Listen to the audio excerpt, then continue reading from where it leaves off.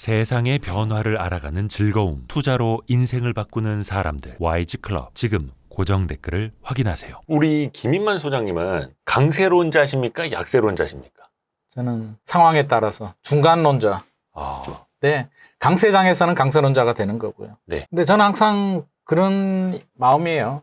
투자의 중심은 투자자 본인한테 있는 거고, 네. 저는 서포트해주는 역할, 그 멘토의 역할이지 제가 투자를 이끌어가는 역할은 아니기 때문에 항상 시의적절하게 앞으로는 가되 앞에 돌이 있을 수도 있어. 주의해. 어텐션을 주는 입장입니다. 최근에 나온 책 제목이 엄청 세던데요? 네, 앞으로 3년 무조건 올라가는 곳 알려드립니다. 네, 유튜브 제목하고 비슷합니다. 그러게, 네. 이거 썸네일. 이야. 제목은 이런데 내용은 또 막상 그 정도 강도는 아닙니다. 아, 그래요? 좀 제목이 매운맛? 그렇죠. 내용은 이 3년이라는 의미가 저는 그런 의미예요. 무조건 딱 3년, 물리적인 3년이라기보다 네. 집값이 많이 올랐잖아요. 네. 문재인 정부 시절. 네. 굉장히 많이 올랐다가 이제 2022년 금리가 올라가면서 조정이 됐죠. 그 조정 기간이 1년에 그치지는 않을 수도 있다. 라는 의미입니다. 그래서 3년이 될 수도 있고, 뭐 네. 4년이 될 수도 있고, 2년이 될 수도 있는데, 일단 바로 대세 상승으로 넘어가지는 않을 거다. 네. 우리가 이 준비 기간을 잘 준비해야 다음 상승장에 우리가 기회를 잡을 수 있다라는 의미죠. 다음 상승장에. 네. 그 말인 즉슨 아직 상승장은 시작도 안 했다. 상승장이 끝났고요. 그러니까 이번 또 다른 상승장. 또 다른 상승장은 저는 아직 시작하지 않았다는 입장입니다. 말이 안 된다. 무슨 소리야? 예. 7년 오르고 2015년부터 2021년까지 네. 7년 상승장이거든요. 예. 2022년 1년 조정이 되고 또 7년 상승장이 된다고? 그게 말이 된다고 생각하세요? 잠실 엘스가 최고 가격이 전용 84가 27억까지 찍었거든요. 네. 2021년에. 네. 2022년 12월, 올해 1월, 2023년 1월에 뭐 18억 얼마까지 떨어졌어요. 최근에 24억까지는 회복을 했거든요. 그런데 이 기술적 반등이 끝나고 다시 또 7년이 상승이 되면 7년 동안 얼마가 올라야 될까요? 지금 24억에서 여기서 상승장이 더 가려면 7년이 오르면 40억? 45억 가야 되거든요. 엘스가. 네, 네, 네.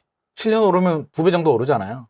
아, 그러니까 상승장이 7년 동안 일반적으로 이어진다 하면 그렇죠. 그게 상승장인 거죠. 1년 오르는 걸 가지고 우리가 상승장이라고 이야기 안 쳐. 부동산은 흐름이 길단 말이에요. 주식시장에서는 1년만 올라도 막 그냥 주식은 좀 다이나믹한 네, 거고요. 네. 부동산은 조금 길게 봐야 되고, 물론 7년 동안 계속 올라가는 건 아니죠.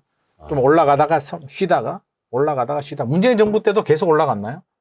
2016년도에 조정기가 있었어요. 박근혜 전 대통령 탄핵되면서 네. 트럼프 대통령 되면서 2016년 10월부터 2017년 4월까지 잠깐 조정장이 있었고요. 네네네. 그거는 상승장 중에 잠깐의 조정장이고 2017년 5월 문재인 정부 되면서 또 상승을 하죠. 83 대책인가요? 82 네. 대책 나오니까 또 잠시 주춤하다가 또 다시 오르고 계속 이렇게 올라가는 거죠. 그러면 저는 바닥을 찍고 대세 상승이라고 이야기를 한다면 바닥을 찍는다는 의미가 해석이 좀 다른 것 같아요. 지금 바닥 찍었다라고 자신 있게 말씀하시는 분들은 작년 12월, 2023년 올 1월을 바닥으로 보고 그때보다 기술적 반등을 했다라는 의미로 우리가 해석을 해야지. 제가 생각하는 바닥은요. 무슨 소리야. 한번 바닥 찍으면 이제 올라가야지.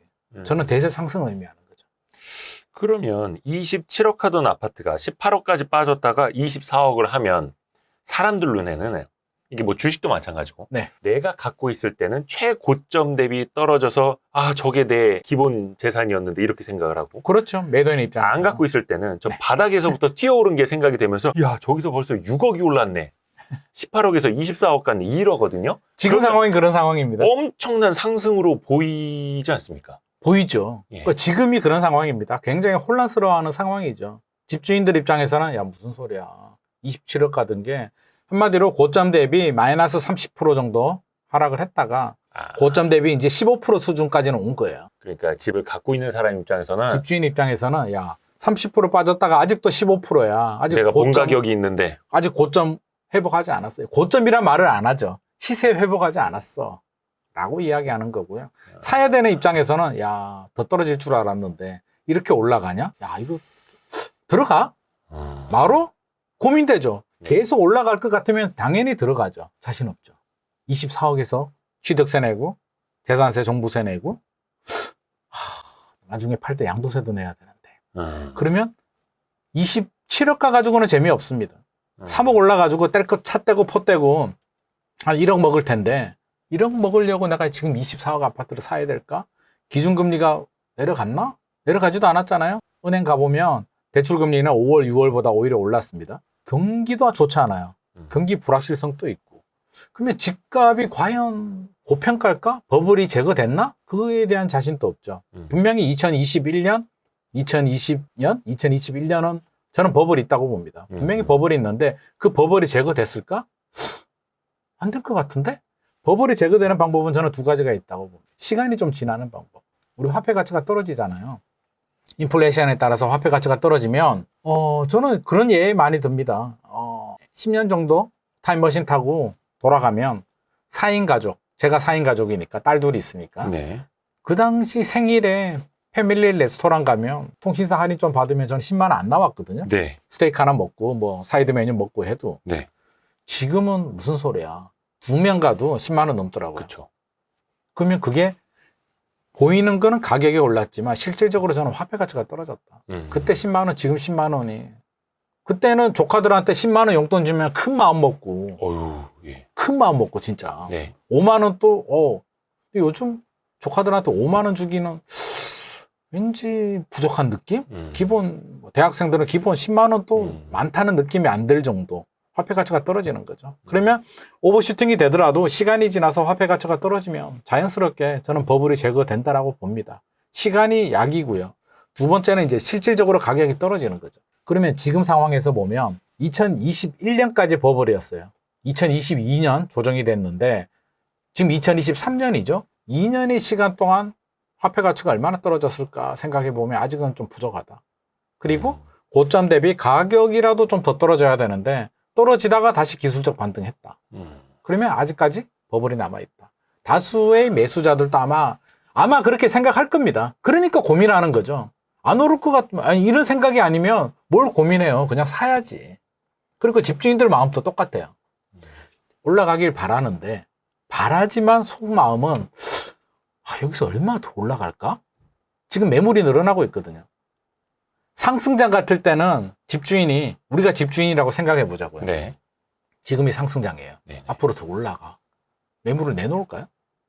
걷어들이죠. 걷어들이지. 매물을 내놓는 사람은 갈아타기 위해서, 더 좋은 걸 사기 위해서 매물을 내놓거나, 뭐 양도세, 중과세라든지 종부세 부담 때문에 어쩔 수 없이 파는 사람들. 이런 사람들 아니면 매물 회수합니다. 네. 지금 매물이 늘어나고 있잖아요. 그 얘기는 집주인들도 추가 상승 여력에 대해서 약간 회의적인 반응이다. 지금은 앞으로 장기적으로 오르는 거는 저도 공감, 네. 동의합니다만 지금 당장 올해, 내년, 후내년 계속 올라가는 거에 대해서는 약간 걱정스럽다. 제가 최근에 판교 갔다 왔거든요. 네. 판교, 마포 뭐 제가 임장 많이 하는데 판교 가서 재밌는 일이 있었어요. 네.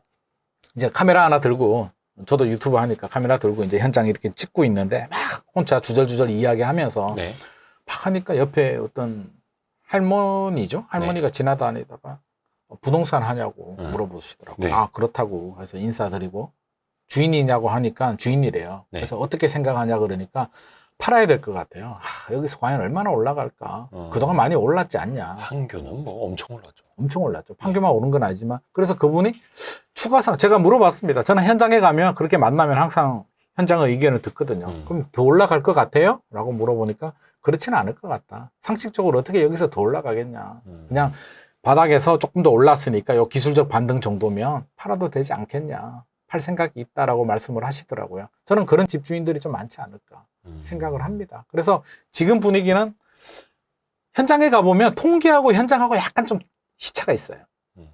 한국 부동산원 통계나 부동산 R124, KB 부동산 통계를 보면 꾸준히 올라가잖아요. 몇 주 연속 상승, 네. 뭐 0점 몇 상승 나오는데 상승은 맞아요. 1월 대비는 올라갑니다. 꾸준히 회복을 하고 있는데 단순히 그래프만 보면 수치만 보면 상승인데 쭉쭉 치고 올라가지는 못해요. 그러니까 1월 대비 2월, 3월, 4월, 5월까지는 쭉쭉 치고 올라간다는 느낌이에요. 현장에도 그래요. 네. 2, 3억 정도 오릅니다. 여기서 더 치고 올라가기가 현실적으로 이제 플러스 전환되고요. 0.07, 0.06에서 왔다 갔다 해요. 매매 가격 같은 경우에. 근데 현장에 가보면 제가 최근에 동탄도 갔다 왔고요. 네. 송도도 갔다 왔고요. 마포도 갔다 왔고, 잠실 갔다 오고, 판교 갔다 오고, 또 경희궁자에도 한번 보고 오고요. 골고루 다 돌아다녔는데 공통점이 있어요. 네. 현장 부동산, 저는 가면 꼭 현장 부동산 사장님 들러가지고 현장의 의견을 듣거든요. 네. 공통점이 뭐냐면 다 힘들다. 거래가 잘 안 돼. 매수 문의가 생각보다 많지 않아. 뉴스 나오는 거하고 달라. 단 1월보다는 좋아.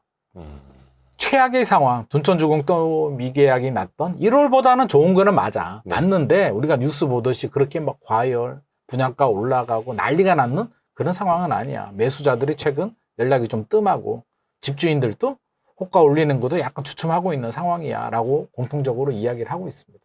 그러니까 바닥에서만 튀어 올랐을 뿐, 딱 거기에서 어떻게 보면 그냥 미적지근한 상황. 딱 걸려있는. 예. 그러니까 표현이 좋습니다. 작년 12월, 올 1월은 냉동실 예. 완전히 얼어버렸잖아요. 아, 꽁꽁꽁 얼었어요. 정부가 이제 해동을 해야 되잖아요. 네. 전자레인지에 막 해동을 돌립니다. 그래서 지금 약간 말랑말랑해진 느낌, 미지근한 느낌이에요. 근데 여기서 뉴스를 보면 막 굉장히 고기가 익어버린 듯한 굉장히 뜨거운 열기가 있는 것처럼 보이는데 현장에 가보면 그냥 말랑말랑해진 미지근한 수준에서 지금 멈춰 있는 거죠. 더 이상 가열이 잘 안 되고 있다라는 걸 느낄 수 있습니다. 근데 아까 말씀 중에 네. 버블이 남아있다라고 하셨어요. 네. 그거는 어떤 기준일까요?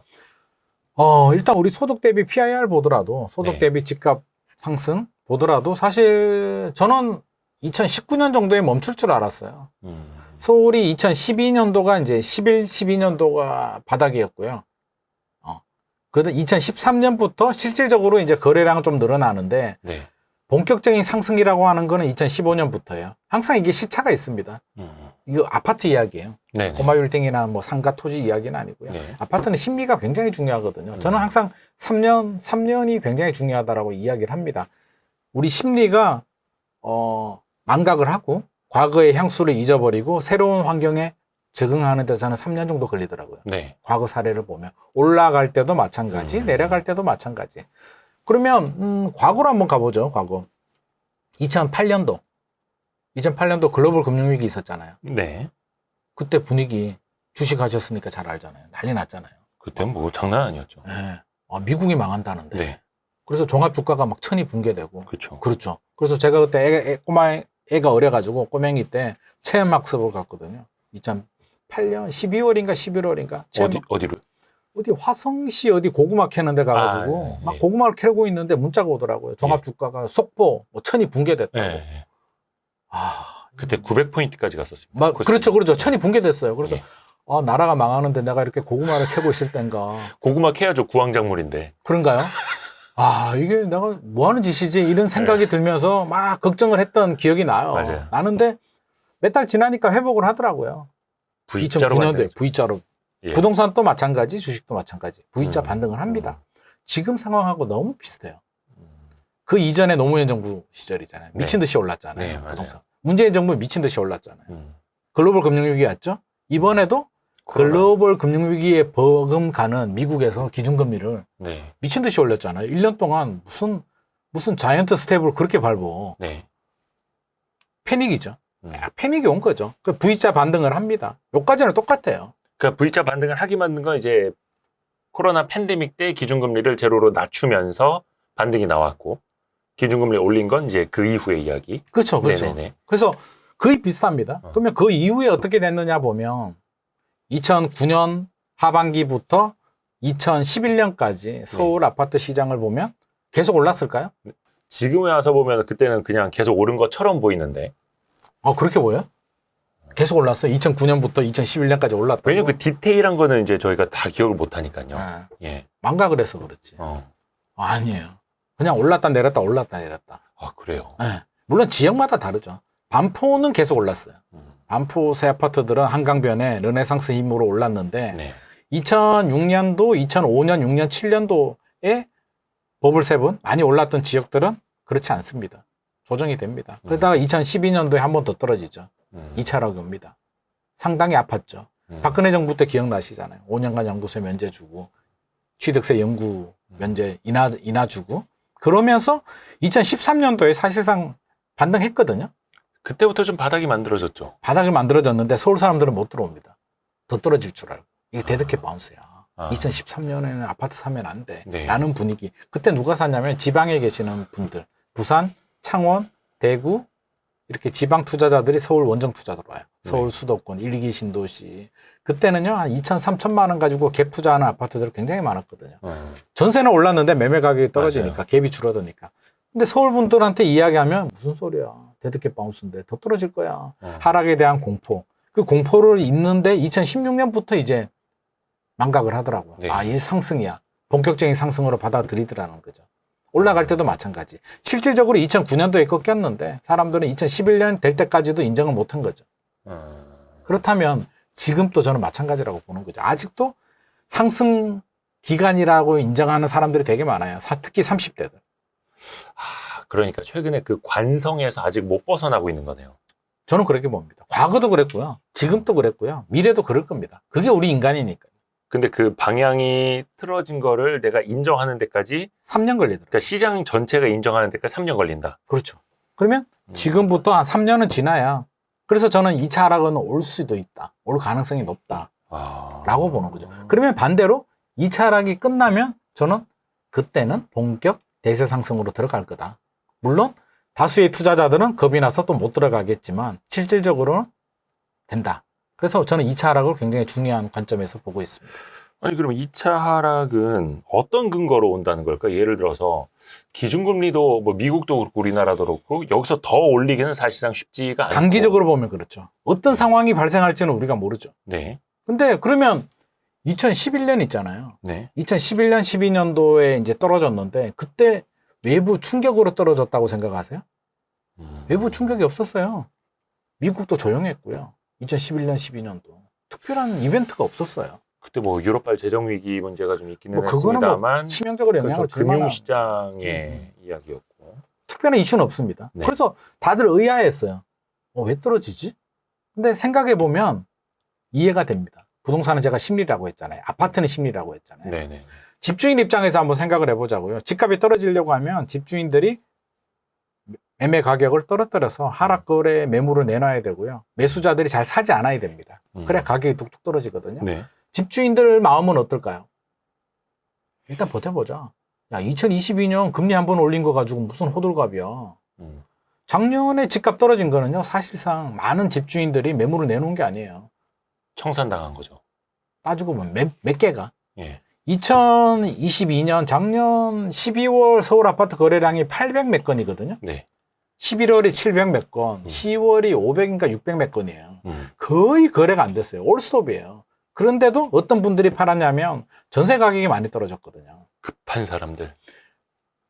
전세 상환부터 역전세.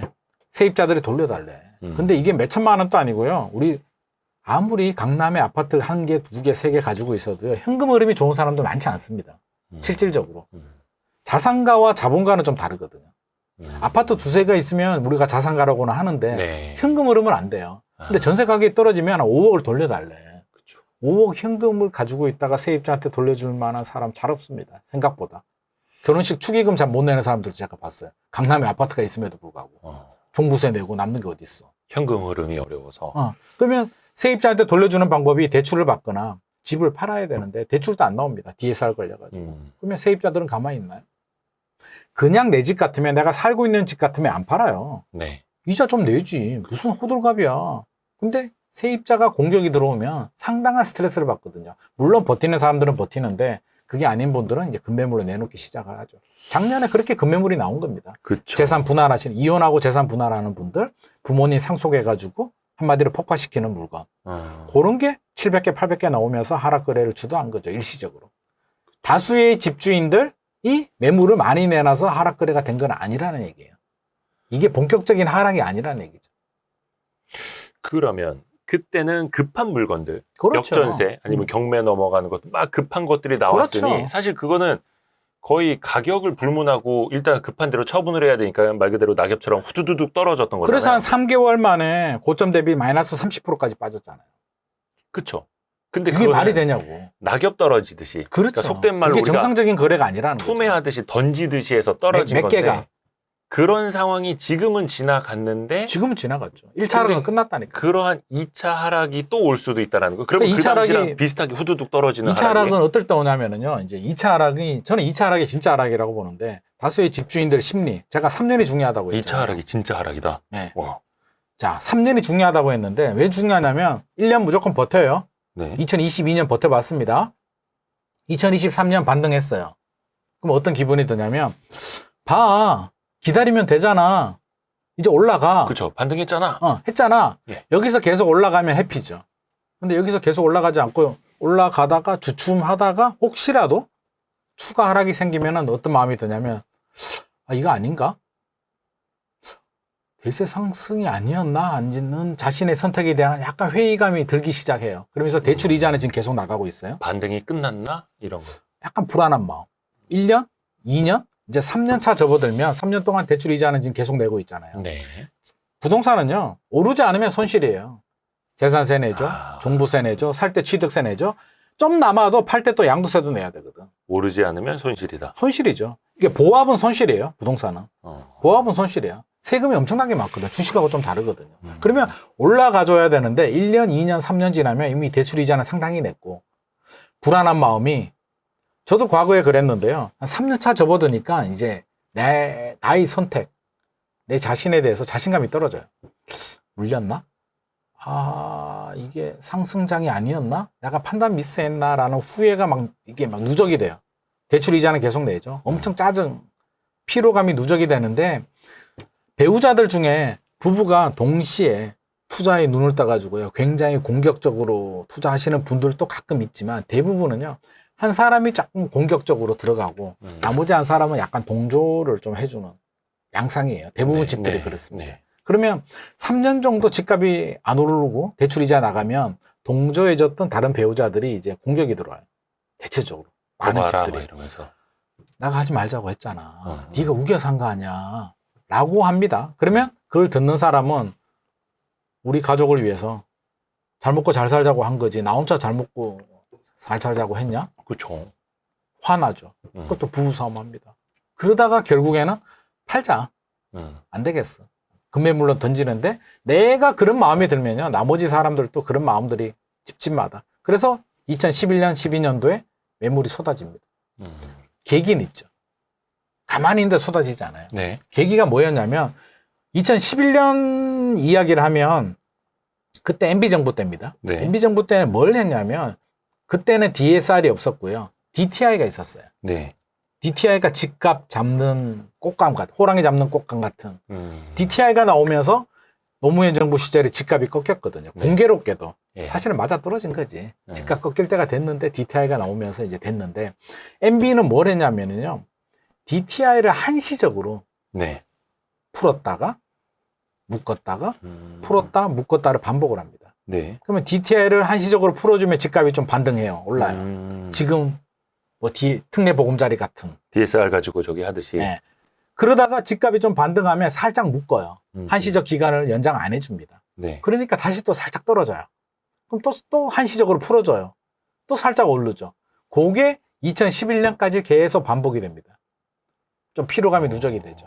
그러다가 2011년 3월로 저는 기억을 하는데요. 2011년 3월에 뭐가 있었냐면 전 너무 생생해가지고 예. 한시적 기간을 풀어줬다가 이제 끝나는 시점입니다. 2010 몇 년도에? 11년 3월. 11년 3월. 그래서 기자들이 막 전화 와요.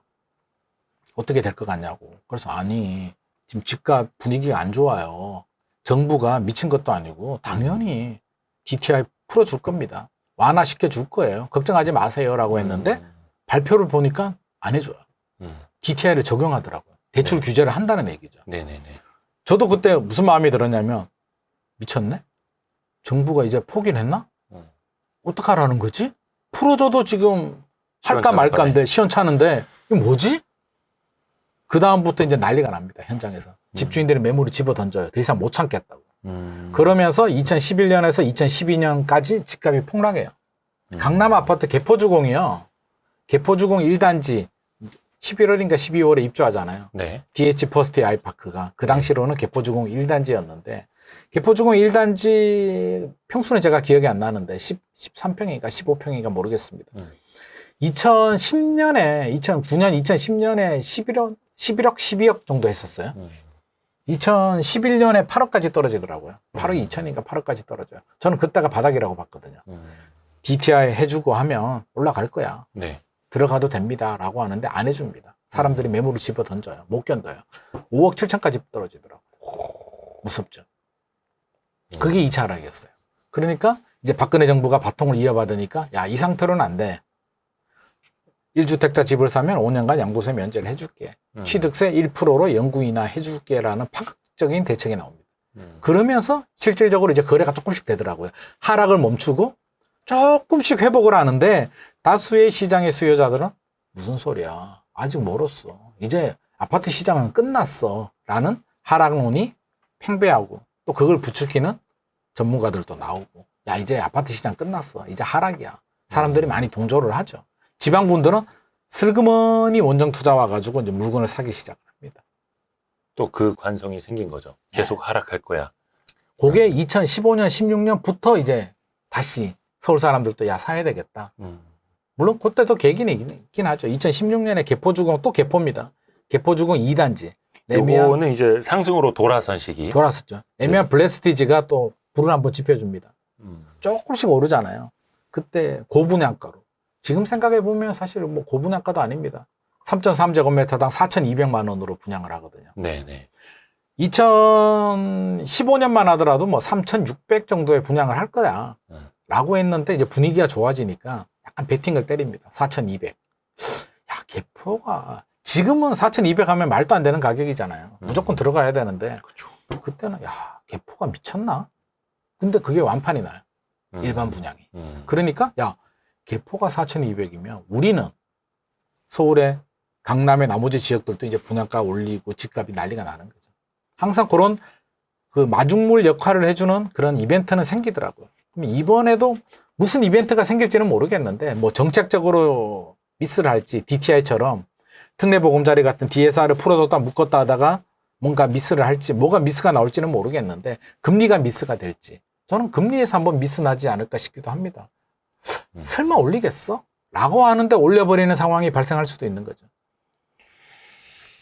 여기에서 그러면 물론 이제 그게 트리거가 계기가 뭐가 될지는 가봐야 알겠습니다만 뭐 금리가 될 수도 있는 거고 공급이 그렇죠, 될 수도 그렇죠. 있는 거고 정부의 규제가 될 수도 있는 거고 근데 최근에 보면은 2023년 초에 그래도 부동산 시장 바닥 찍고 올라온 데는 특례보금자리론이라든지 또 근래에 전세대출의 네. 뭐 DSR 규제를 좀 한시적으로 DTI로 뭐 바꿔준다라든지 네네. 이런 것들이 보면 이제 정부가 운전을 하고 있는 것 아닙니까? 네. 항상 운전하죠. 그러면 이번에도 경착륙까지는 꽝 하고 떨어지지 않게끔 연착륙으로 유도를 한 거고 네, 맞습니다. 그러면 여기에서 정부가 할 수 있는 선택은 그 다음에는 뭐가 나올까요? 앞에서 MB 정부 때 네. DTI를 풀었다 조였다 근데 풀어줄 것 같은 시점에 풀지 않으면서 시장에 경착륙이 한 번 더 왔다라고 해주셨어요. 네. 그러면 이번 정부에서는 어떻게 사실 해야 MB가 될까요? 규제를 다 풀긴 다 풀었어요. 박근혜 정부 우리는 자극만 기억을 하잖아요. 강한 자극. 네. 박근혜 정부 때 워낙 파격적으로 양도세 특례라고 하죠. 조세특례법 99조 2항. 5년 동안 양도세 면제하는 그것만 뇌리에 박혀 있어요. 박근혜 정부가 다 풀어줬어. 천만의 말씀. MB 정부 때 계속 풀어줬어요. 규제 지역도 풀고 뭐 모든 규제들 다. 그게 풀어줬음에도 불구하고 큰 효과를 발휘하지는 못했죠. 물론 풀어준 덕분에 뭐 기술적 반등을 했을 수도 있고요. 경착력을 막았을 수도 있는데 그러면 지금은 모든 정부가 정책으로 시장을 컨트롤할 수는 없는 거잖아요. 네. 현실적으로. 그러면 지금 남아있는 규제가 뭘까? 최근에 작년에 많이 풀어줬어요. 부동산 정책은요. 규제 정책을 말씀드리는 겁니다. 네. 부동산 정책은 메커니즘은 아주 단순해요. 상한선, 하한선이 있으면 집값이 오버슈팅이 되면 규제를 하고요. 해야지. 언더슈팅? 지나치게 떨어지면은 규제를 풉니다. 이 메커니즘이 사람들은 그런 얘기 많이 해요. 진보가 집권하면 네. 규제하고 그 이념 때문에 네. 보수가 집권하면 규제를 풀어줘. 아, 윤석열 정부 규제 풀어주잖아. 문재인 정부 규제했잖아. 노무현 정부 규제했잖아. MB 박근혜 풀어줬잖아. 비슷하게 맞아떨어지는데 사실은 그 이념이 아니고요. 집값이 올랐기 때문에 규제를 했고 집값이 떨어졌기 때문에 규제를 풀어준 거예요. 작년 8월만 하더라도 원희룡 장관이 뭐라고 했나요? 집값 더 떨어져야 돼. 네. 무슨 소리야. 지금 비싸. 막 자신 있게 얘기하다가 12월, 1월에 왜 부랴부랴 풀었을까요? 너무 많이 떨어졌어요. 너무 많이 떨어지니까 떨어지면 문제가 장난이 아니거든요. 네. 올라가는 것도 문제. 만약에 집값이 올라가면 무슨 문제가 생길까요? 정부 입장에서. 너무 집값이 올라가면 네. 문재인 정부 시절 생각해보면. 뭐 양극화도 있고 그렇죠. 민심 돌아서고 그렇죠. 그런 영향. 네. 한마디로 표심에 안 좋은 영향을 주잖아요. 네. 민심이 안 좋아지는 거지. 실질적으로 경제적으로 보면 집값 올라가면 세수 올라가죠. 증가하잖아요. 예. 그리고 뭐 경제도 건설 경기도 좋고 자산 가치 올라가면서 자산 소비도 가치도 늘고 소득도 예. 늘고 소비도 늘고 음. 장점이 더 많아요. 집값 떨어지면 더 문제예요. 그렇죠. 그렇죠. 지금도 세수 줄잖아요. 음. 세수 펑크 나죠. 건설 경기 안 좋죠. 내수 경제도 안 좋죠. PF 대출 문제되니까 금융사들도 지금 난리도 아니죠. 줄줄이 문제죠. 증권사들도 아마 이거 빨리 수습 안 되면 증권사들도 PF 물려가지고 아마 엄청난 손실 발생할 겁니다. 지금도 고생하고 있고 떨어지는 게 더 문제예요. 네. 그러니까 개입을 하는 거죠. 많이 풀어줬어요. 강남 3구, 용산구 빼고 다 풀어줬잖아요. 저는 깜짝 놀랐습니다. 마포, 성수는 안 풀어줄 줄 알았어요. 솔직히. 강남 3구하고 마용성은 저는 둘이라고 생각했거든요. 무슨 소리? 마포도 풀어주더라고요. 저는 그걸 보면서 든 생각이 원희룡 장관이 많이 급했구나. 마포도 풀어줬네. 나 같으면 마포는 안 풀어줬을 텐데 한 템포 더 지켜봤을 텐데 풀어줬습니다. 그러면 뒤에 특례보금자리가 사실상 DSR 살짝 풀어준 거잖아요. 네. 그러면 지금 남아있는 규제가 뭘까 생각해보면 이제 카드가 몇 개 없습니다. 물론 서울시 소관이긴 한데 토지거래가 넌 지금 유지하고 있고요. 강남 3구, 용산구 규제지역 남아있고 네. 그래도 뭐 DSR 전체적인 큰 틀은 유지하고 있고 이 정도 남아있는 것 같아요. 제가 볼 때는. 나머지는 없죠. 그러면 풀 만큼은 다 풀었다라는 거예요? 지금 거의 다 풀렸습니다. 카드가 몇 개 없어요. 정부 입장에서는 쉽게 못 풉니다. 그럼 여기에서 만약에 집값이 반등을 끝내고 다시 주춤하거나 좀 내려가기 시작을 하더라도 정부에서 여기서 더 꺼내들 카드가 더 이제는 떨어지면 카드를 꺼내야죠. 일단은 많이 지켜보겠죠. 위험 수위 정도로 떨어지면 미분양이 다시 급증하면 남은 카드를 또 끄집어내야 되는데 네. 그 단계까지는 아직 말랑말랑한 그러니까 차가워지기 전까지는 일단 지켜보리라고 생각합니다. 그냥 연착륙하는 것까지는 지켜볼 거다. 연착륙은 괜찮으니까. 그리고 내년 4월 총선 있잖아요. 네. 조심스럽죠. 최대 이벤트잖아요. 대선, 총선. 부동산은요. 한번 흐름이 결정되면 6개월 가거든요. 그러면 4월 총선이잖아요. 네. 맞죠? 4월 총선이면 10월, 11월 흐름이 너무 중요해요. 사실은 9월까지는 아무것도 아니에요. 7월, 8월 여름 휴가 원래 비수기예요. 9월 추석, 누가 추석 전에 부동산을 사냐고. 명절을 갔다 오고 시장 분위기 한번 체크를 하고 들어가잖아요. 그러면 10월 흐름이 4월까지 갑니다. 그럼 정부 입장에서는 10월 흐름을 안정으로 흥분되지 않게. 근데 최근에 약간 불안 요소가 있잖아요. 분양가 청약 경쟁률이 지나치게 좀 올라가고. 요즘 분양시장 장난 아니죠. 분양가도 올라가고. 네. 정부 입장에서 약간 걱정이 되는 거예요. 이거 오버슈팅 되면 안 되는데. 그냥 말랑말랑 미지근한 상태로만 유지했으면 좋겠는데, 이거 뜨거워져서 다시 익어버리게 되면 이거 또 어떡하냐? 또 규제를 또 해야 돼? 라는 딜레마에 빠져요. 그래서 지금 국토부 장관이 추석 전에 뭐 공급 대책 발표한다는 이유가 그러면 왜 청약 시장이 이렇게 뜨거워졌느냐를 우리가 또 살펴봐야 되잖아요. 네네. 아니 기님만의 얘기 들으니까 기술적 반등이고 아니라며. 네. 근데 청약 시장은 왜 이렇게 뜨거워? 라고 생각할 수도 있잖아요. 자, 일단 뭐 심리적으로 올 1월보다 회복된 거는 맞아요. 올 1월은 워낙 뭐 비정상적인 냉각 상태였고요. 심리적으로 회복된 거는 맞고 청약 시장의 특징이 있어요. 그게 뭐냐면 계약금 10%만 내죠. 3년이라는 시간을 볼 수 있잖아요. 그렇잖아요. 내년 모르겠고 일단 3년 후는 올라가 있겠지. 굉장히 많은 시장의 수요자들이 무조건 올라간다는데 아마 베팅하진 않을 거예요. 네. 하지만 청약은 돈 10%만 들어가고 3년이라는 시간을 볼 수 있는 굉장한 장점이 있고 또 믿는 구석이 있죠. 건설 자재비, 인건비 올라가는 거 봐. 그렇죠. 물가 올라가는 거 봐. 점심 먹으러 가는데 사실 저도 부담스러워요. 밥 먹기가 부담스러워. 요즘 식당 가서 뭐 하나 먹으려고 하면 12,000원, 13,000원. 맛있는 것도 아닌데. 이렇게 올라가면 3년 후에 가격이 안 올라가고 돼? 분양가가? 청약은요. 확정 분양가잖아요. 계약할 때 분양가가 3년 후까지 이어져요. 그렇죠. 3년 동안 발생하는 건설 자재비, 인건비 상승은 시공사, 시행사들이 다 책임을 진단 말이에요. 네. 계약자 입장에서는 3년이라는 시간을 벌 수 있죠. 3년 동안 분명히 올라갈 거야.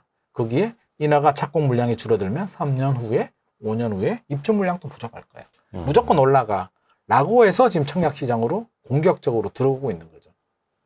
그러면 그쪽으로 들어가는 참여자들은 굉장히 시장을 낙관론적으로 보는 거고 공급 부족에 따른 뭔가 반사 이익도 3년 후에 볼 거라고 생각을 하는 거기 거고. 베팅을 하는 거죠. 근데 또 한켠에서는 기존 주택들은 굉장히 거래가 좀 얼어붙고 있고 네. 호가는 올라가지만 얼어붙는다기보다는 거래량이 줄어들고 있죠. 그렇죠. 네. 거래량은 줄어들고 있고 네. 또 집주인들은 매물을 더 많이 내놓고 있고 그러면 지금 청약 분양 시장하고 네. 기존 주택 시장하고 너무 양극 조금 차이가 아닙니까? 있어요. 네. 그러니까 청약이 아까 얘기했잖아요. 부담이 적다고. 계약금 10%만 내고 3년 후로 계약할 수 있으니까 현재의 리스크를 좀 회피한다라고 할까요? 1년, 2년 후 1년, 2년은 좀 불안해. 뭐 부동산이 어떻게 될지는 모르겠지만 3년 후에는 올라가 있지 않을까? 라는 근데 기대감을 이게 가지고 있죠. 과거에는 어땠는지 제가 잘 몰라가지고 네. 청약 시장부터 먼저 불타오르는 거는 네. 예를 들어서 부동산 상승 시장의 뭐 전조다라거나 네. 아니면 이게 완전히 뭐 따로 논다라거나 이거 어떻게 해석을 해야 됩니까? 상승장일 때는 전조가 될 수는 있어요. 예. 근데 여기서 우리가 판단을 잘해야 되는데 상승장이냐 아직도 조정장이냐를 가지고 달라지는 거죠. 상승장이 아니야. 아직도 조정장이야 하는데 베팅을 하게 되면 사실은 지금 굉장히 위험한 베팅을 하고 있는 거예요. 지금 국토연구원에서도 발표를 했잖아요. 야, 상승장 벗어난 거 아니야. 무슨 소리야. 저도 그 부분에 대해서는 일정 부분 공감을 합니다. 야, 7년 오르고 1년 조정되고 또 상승장이라고? 무리한 베팅 아니야? 그럼 건설회사들 입장에서는요. 무조건 분양가 올리고 싶어요. 조합 시행사 입장에서도. 네. 올려야 유리하잖아요. 그렇죠. 내 부담을 줄일 수 있고 내 수익을 극대화할 수 있으니까 네. 어떻게든 올리고 싶은데 항상 올리지는 못해요. 어떻게 분양가를 마음 놓고 올려? 물론 분양가 상한제 캡이 없어졌어요. 강남 3구, 용산구 빼고는 분양가를 올릴 수가 있는데 주변 집값하고 연동이 되거든요. 최근에 분양가가 많이 올랐는 이유는 주변 집값이 올랐기 때문이에요. 광명 몇 구역이었죠? 광명 뉴타운에 5월인가? 5월에 분양한 아파트가 있거든요. 포레나 자이 더샵인가? 뭐 아무튼 네. 아파트 요즘 이름이 잠깐 아파트 이름이 헷갈리는데 어려워서. 어려워요. 네. 걔가 전용 84가 분양가가 10억 4,500인가 나왔어요. 5월에. 네. 7월에 광명 뉴타운에 1구역인가 4구역인가 제가 헷갈리는데 분양가가 12억 7,200에 나왔습니다. 네. 아이파크. 같은 광명 뉴타운인데 물론 입지가 약간 차이가 나긴 하지만 3개월 만에 2억 이상 올랐거든. 근데 네. 왜 그럴까? 물론 시장 분위기도 좋아졌지만 주변 새 아파트 가격을 보면 2억 이상 올랐습니다. 2, 3억 정도. 주변 아파트 가격과 연동해서 분양가가 올라가기 때문에 분양가가 올라간 거고요. 네. 지금부터 중요한데 주변 집값이 주춤하면 원래 분양가는 멈춰야 돼요. 인상이. 근데 제가 볼 때는 좀 더 올릴 겁니다. 건설사들은. 왜? 청약이 되거든. 지금 한번 분위기 탔거든. 물 들어왔을 때 노져야 되거든요. 분양가를 살짝 올려봅니다. 그렇죠. 건설비도 많이 올랐고. 살짝 올렸는데 이게 먹히면 안 먹히면 못 올려요. 어느 단지들은 계속 이게 여러 개 사업장이 있잖아요. 한 군데가 올렸는데 먹히잖아요. 나머지는 우리도 좀 더 올려야지. 더 올려야지. 그러면서 이제 고분양가가 되는 겁니다. 그리고 또 그게 주변 집값을 같이 따라 올라가줘야죠. 그러면 상승장일 때는 따라갑니다. 네. 근데 이게 상승장이 아닐 때는 따라가기 부담스러운 거예요. 그 가격이. 그게 고분양가 버블이거든요. 그러니까 상승장과 조정장은 현상이 다른 거예요. 그러니까 지금부터 잘 봐야 돼. 주변 집값을 끌어올리는지 주변 집값이 안 따라가는지를 봐야 돼요. 주변 집값이 못 따라가는데 분양가만 올라가게 되면 상당히 위험합니다. 그러면 오르던 분양가도 잡힐 수가 있는 거예요? 잡힐 수도 있죠. 거기에 물리는 분들이 많이 나와요. 과거 2009년, 2010년, 2011년도에 용감하게 고분양가에 들어갔다가 조정장에 물린 분들은 마이너스 P로 손해보신 분들 꽤 많이 있습니다. 그래서 저는 그 부분을 걱정하는 거예요. 아니, 자금력이 되고, 그쵸? 자금력이 되고 필요하신 분들은 괜찮아요. 집이라는 게 실거주 목적도 있는 거고요. 장기적으로 우상향합니다. 뭐 한 2, 3년 정도 힘들면 어때요? 살다 보면 5년, 10년 후에 또 올라가 있겠죠. 아무런 문제가 없는데 제가 걱정하는 건 한 30대 분들, 20대, 30대들. 이분들은 자금력이 좀 부족하잖아요. 레버리지를 많이 일으켜야 돼요. 네. 또 정부도 요즘 청년들, 신혼부부들 민심을 달래기 위해서 좀 DSR도 좀 풀어주고 이런 혜택들을 많이 주잖아요. 네. 저는 그게 잘못하면 독이 될 수도 있다는 약간 걱정되는 마음은 사실 있습니다. 이분들이 저는 경험이 굉장히 중요하다고 생각하거든요. 우리 책으로 공부하는 거 플러스 경험. 우리는 기성세대들이잖아요. 그러면 아까 우리 이야기했듯이 글로벌 금융위기도 느껴봤잖아요. 아, 야, 진짜 무섭더라. 야, 그때 내가 그랬지.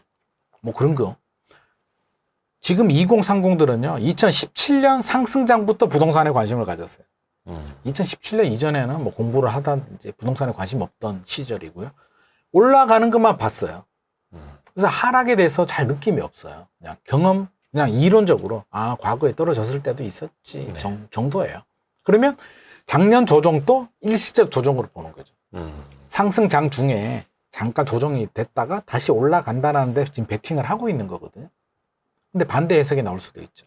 기성세대들은 아닌 것 같은데 조금 더 쉬어가야 되는 거 아니야? 과거에도 3, 4년은 쉬어갔는데 이번에는 1년만 쉬고 계속 달리는 게 말이 될까에 대한 회의적인 시각을 지금 가지고 있는 거죠. 기성세대들은. 그래서 주춤주춤 나이 드신 분들도 팔아야 될까라는 고민을 하는 거고. 근데 저는 물론 계속 올라가주면야 투자하신 분들이 해피한 결과가 나오겠죠. 저도 그러길 바라는데 그렇지 않은 결과가 나왔을 때 그 손실은 부동산이 무서운 게 레버리지를 많이 일으키잖아요. 그렇죠. 그러면 2020년, 2021년에 심하게 레버리지 일으킨 분들, 신혼부부들 같은 경우에 혼인신고를 안 합니다.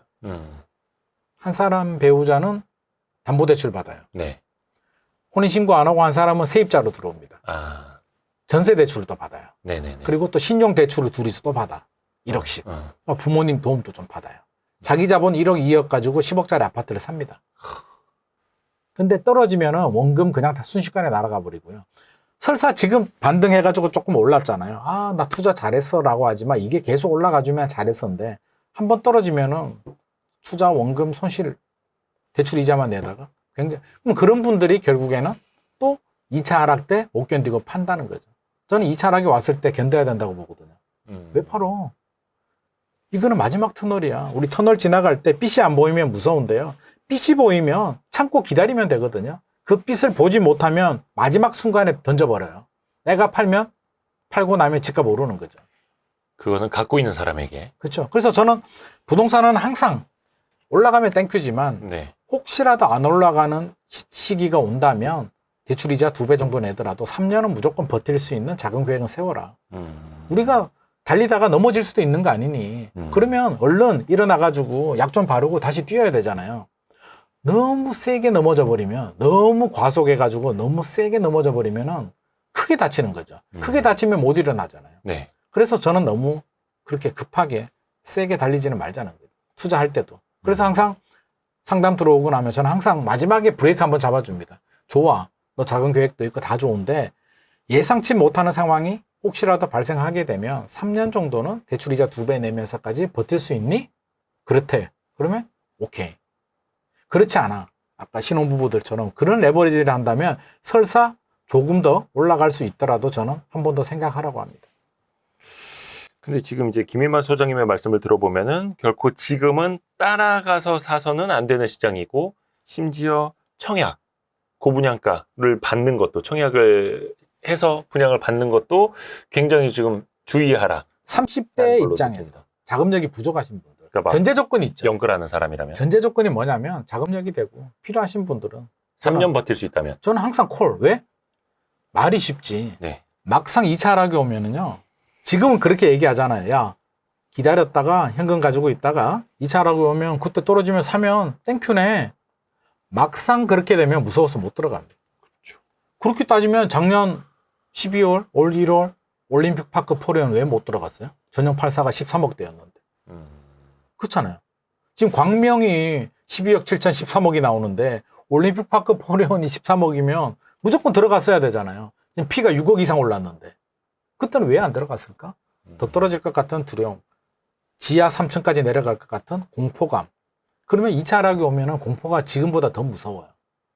절대 쉽지 않습니다. 그래서 저는 집 하나 있는 거를 팔고 현금 가지고 있다가 그래 김일만이 너 얘기 들으니까 2차 하락 올 수도 있겠네? 집 팔고 현금 가지고 있다가 그때 들어가야지 하면 제가 그때 경험해보니까 90% 이상 사람들이 못 들어가더라고요. 저도 무서웠습니다. 그냥 현금만 갖고 있어도. 네. 결국엔 타이밍 놓치더라고요. 그래서 집 하나 가지고 있는 사람은 그냥 됐고 그래 네 말은 알겠는데 뭐 어떡하라고 나보고 나도 일이 바빠 그냥 내버려 두세요. 1주택은 보험이고요. 필요한 분들은 신혼부부나 뭐 자금력이 좀 되고 뭐 레버리지 50% 이하로 받고 내 집 마련 하실 수 있는 분들은 그냥 하시라고 합니다. 그래서 조금 더 떨어지면 어쩔 수 없죠. 항상 어떻게 오릅니까? 떨어지는 거 내 가족, 내 자녀를 위해서 잘 살다 보면 5년, 10년 금방 지나가잖아요. 또 올라가 있겠죠. 당연히. 1주택은 그렇게 가야 되는 거고. 1주택, 2주택이 있는데 추가 구입이나 무리한 구입을 하시는 분들에 대해서는 제가 앞서서 이야기한 거를 한 번 더 되새길 필요도 있을 것 같습니다. 그러니까 2차 하락이 오더라도 3년 정도 버틸 수 있다면 사실 뭐 이런 사람들 입장에서는 크게 고민할 필요는 그게 부동산의 없는 거고. 장점이잖아요. 안 팔면 되니까. 근데 이게 크게 자본력으로 부담 없이 본인의 자금력으로 집을 살 수 있는 사람이 사실 많지는 않으니까요. 그 레버리지 50% 이하 정도면 뭐 대출 이자 좀 내고 사실 버틸 수 있잖아요. 레버리지 50% 이하라 하면은 뭐 10억짜리 10억짜리 아파트면 저는 대출 한 4억, 5억 정도, 5억 넘어가면 좀 부담스러울 것 같고요. 10억짜리 집에 4, 5억 정도면 버틸 수 있는 거다. 그것도 능력이 안 되면 사실은 감당이 안 되는 거고요. 예를 들어서 맞벌이 한다면 한 5억 정도 대출이면 월 얼마인가요? 또 이자율에 따라 달라겠습니다. 맞아요. 이자율에 원리금까지 하면 다르지만 이자만 따져보면 거의 한 원리금까지 하면 한 500 나올 것 같은데. 500까지는 안 나올 것 같은데요. 500까지 안 나오죠. 그건 저희가 나중에 따로 계산해 보겠습니다. 네. 그 정도 받으실 분들은 뭐 이미 계산해 보셨을 거고. 네, 500까지는 안 나옵니다. 그래서 뭐 버티다 보면 충분히 기회는 오니까요. 항상 장기적으로 우상향하고 제가 경험해 보니까 결국에는 가지고 있는 사람이 항상 승자가 되더라고요. 근데 결론은 2차 하락이 훨씬 더 무섭다. 무섭죠. 근데 2차 하락이 오면 버텨야 된다. 버텨야 되고 제가 제일 걱정하는 건 힘들게 무리하게 레버리지 투자해놓고 2차 하락 때 집어 던져요. 손실은 손실대로 보고. 그게 제일 안 좋은 케이스고. 그렇죠. 차라리 하지 말라는 거지. 그렇게 할 바에는. 제가 그 말씀을 드리는 겁니다. 그러면 네. 이게 사실 부동산이라는 게 일반화할 수가 없잖아요. 지역별로 달라, 그럼요, 나이별로 맞아요, 달라, 맞아요. 뭐 갖고 케이스 있는 바이 케이스죠. 자본력도 달라, 맞아요. 너무 다른데 또 그 1주택자냐, 무주택자냐. 또 자기만의 전략이 필요하다니까요. 그래서 지금 시점이라면 근데 2023년 9월을 살고 있는 건 사실 대한민국 사람 다 똑같죠. 그렇죠. 대한민국 땅에서 네. 뭐 해외 투자하는 건 아니고. 네. 그러면 각자의 상황에 따라서 좀 조언을 해 주실 수 있을까요? 일단은 무주택자부터. 아까 무주택자 근데 무리한 청약은 따라가는 건 조금 아닌 것 같다고 말씀해 주셨고. 무리한 청약을 말씀하시는. 무리하지 않는 청약은 해야지. 본인 돈 있다면. 네. 무리한 청약이라는 게 그런 거죠. 내가 예를 들어서 신입사원이에요. 30대도. 네. 30대인데 13억, 15억 솔직히 분양가 감당할 수 있나요? 아우. 물론 부모님이 능력 되는 분들은 얘기하지 말자고요. 부모님 보험이 있는 분들은 걱정할 필요 없잖아요. 근데 솔직히 한 20년 직장 생활 열심히 한 사람한테도 12억, 13억은 부담스러워요. 아유, 그럼요. 그러면 저는 무주택자들한테 뭘 추천하냐면 제 애한테도 큰 네. 딸이 제가 23살이거든요. 네네. 큰 애한테도 얘기하는 게 정부에서 선물을 줘요. 뉴홈이라고. 네. 뉴홈. 공공분양 브랜드인데 네. 9월에 나와요. 12월. 12월에도 나와. 6월에 나왔었거든요. 네. 작년에도 나왔었고 이게 엄청난 히트를 칩니다. 우리 동작구 수방사 들어보죠. 그게 네. 뉴홈이잖아요. 엄청 좋은 자리. 고덕강일 3단지도 있었고 네. 남양주 왕숙에도 나왔고 사람들이 동작구 수방사만 기억을 해요. 사실 나머지도 굉장히 저렴하게 나왔거든요. 남양주 왕숙 같은 경우에도 A19블럭으로 제가 기억을 하는데 전용 59 우리가 일반적으로 말하는 25평 아파트가 분양가가 3억 3천에 나왔어요. 네. 신도시인데? 와. 아니 3억 3천 요즘 지방 가봐요. 지방에도 3억 3천 찾기 어렵습니다. 네네네. 지방에 3억 3천짜리가 어디 있어? 그렇죠? 근데 네. 3억 3천에 나왔는데 좋은 게 뭐냐면 사전 청약이잖아요. 사전 청약의 장점이 지금 돈으로 안 내도 된다는 거야. 2027년이 본 청약이에요. 남양주 왕숙 같은 경우에. 그럼 2027년 본 청약할 때 사전 청약 당첨되신 분들은 계약금 10%를 내면 돼요. 본 청약 계약할 때. 네. 그때까지 10% 만들면 되잖아요. 지금 자기 자본이 없는 분들도 네네네. 2027년까지 10%못 만들면 하지 마세요. 그럼 3천, 한 4천 정도 되잖아요. 네. 4년 남았는데 4년 동안 4천만 원 모을 자신 없으면 사실 내 집 마련하면 안 되지. 아이, 그거는 뭐, 예. 그럼 죽을 때까지 못 하는 거죠. 그렇죠. 그러니까 졸라매고 하면 할 수 있고요. 네, 네. 2030년에 입주해요. 왕숙 같은 경우. 그러면 3억 3천이잖아요. 여유 있게 조금씩 조금씩 하고 뭐 대출도 받을 수도 되고. 있고 하니까 그러면 2030년까지 한 1억 7천 정도 모으면 되거든요. 저는 충분히 모을 수 있다. 노력하고. 인건비도 올라갈 거니까. 그러면 그렇게 말씀하시는 분들 있죠. 야, 추정 분양가잖아. 정부가 올리지 않겠어? 아, 추정 분양가니까 나중에 더 오를 수도 있다. 근데 저는 그렇게 보지 않습니다. 못 올릴 거라고 봐요. 저는. 아. 왜? 혜택을 주는 거잖아요. 우리 미래 세대들을 위해서. 사전 청약을 하는데 물가가 올랐다고 정부가 올린다고? 약속을 저버리고. 정치인들이잖아요. 국회, 마찬가지죠. 장관, 대통령은 정치인입니다. 정치인이 국민 세금을 가지고 어떤 혜택을 주는데 세금 아끼자고 야 물가 올랐으니까 가격을 올린다. 민간 건설사가 아니잖아요. 만약에 담당자들이 야 물가 상승분을 반영해가지고 추정 분양가에서 10% 올려야 되겠습니다라고 이야기하면 제가 국토부 장관이면 또는 LH 사장이면 그럴 것 같아요. 무슨 소리야? 내 목 날아가는 거 볼래? 그쵸. 네 돈이야? 막 여론에서 또 그럼 정부가 뭐 집장사 하려고 한다 막 이러죠. 야, 네 돈이야? 어차피 국민들 세금 모아가지고 그렇게 해주는 건데 왜 네가 그렇게 가격을 신경 써? 그냥 해. 라고 하지 않겠어요? 네네네. 저는 그렇게 할 것 같습니다. 뭐 어차피 혜택을 주는 건데. 요즘 추산하면 돈 주는 거하고 똑같은데.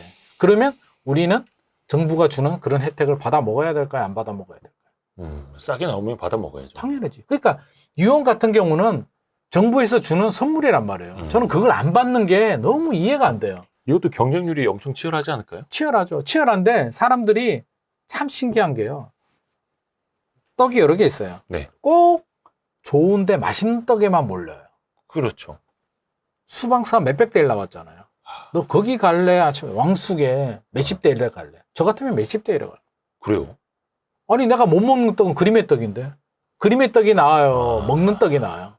하기사 또 사람들은 그 몇백 대 1이라도 그렇죠. 좋은 심리가 입지. 그런 거지. 내가 거기서 좀 될 것 같고 뭐 이런. 매덕을 보니까. 왕숙은 안 오를까? 제가 볼 때는 오르는 비율은 비슷해요. 왕숙이 2배, 아니 동작구 수방사가 2배 오르면 왕숙은 2배 안 오를까?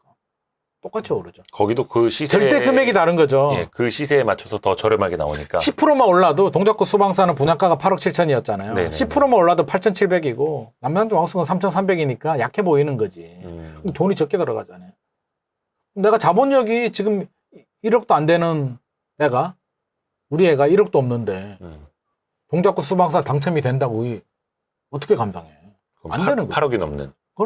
그러니까 저는 욕심내지 말고 9월, 12월에 또 좋은 물량도 굉장히 많이 나옵니다. 고양, 창릉, 부천, 대장, 인천, 계양, 하남, 교산, 3기 신도시 많이 나오거든요. 3기 신도시에도 뉴홈이 포함되고. 포함되죠. 또 서울 물량들도 나오니까 나는 뭐 굳이 뭐 그거 싫고 그냥 서울에 해야 된다 그러면 서울에 하셔도 되고 이거는 분명히 정부가 선물을 주는 겁니다.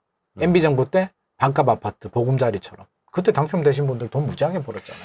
그래서 자금력이 부족한 무주택자들은 이런 거는 제발 놓치지 마셔라. 어쩌다가 진짜 10년에 한 번 오는 선물인데 우리는 못 받잖아요.